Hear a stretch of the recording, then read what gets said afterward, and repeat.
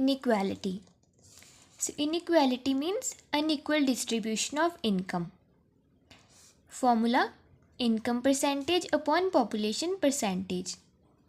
Causes of inequality: economic growth when not evenly distributed to all sections of society and there exists accumulation of wealth in a few hands.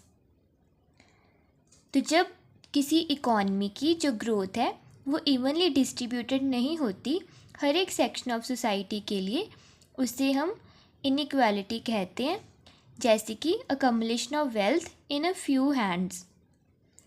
Second, structural causes in an economy such as agri sector employs a major number of people but miserably fails to create income parity, whereas manufacturing is not so leveraged to create better jobs. तो जो हमारी economy है उसका जो structure है वो structure ही ऐसा है कि इकॉनमी में इनकम इनइक्वालिटी लार्ज स्केल पे है. फॉर एग्जांपल, इंडिया में जो एग्रीकल्चर सेक्टर है उस पर majority of the people they are working, but comparatively the share of GDP in agriculture is not much if we see the secondary and tertiary sector. And in tertiary sector and manufacturing sector also, people employed are less than the agriculture sector, but their share in GDP is quite large. So that is also another reason for inequality. Third, inflation, as it affects more to poor than rich, aggravates inequality.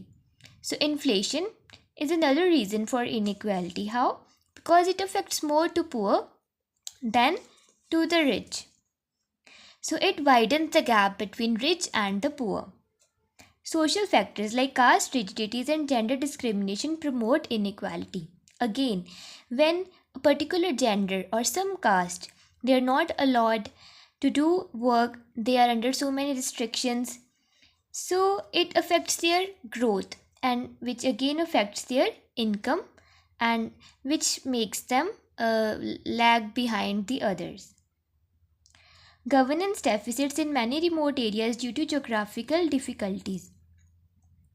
So government schemes are also unable to reach and properly implemented due to geographical difficulties. Lack of public sector spending on social security, health and education. Corruption in general administration.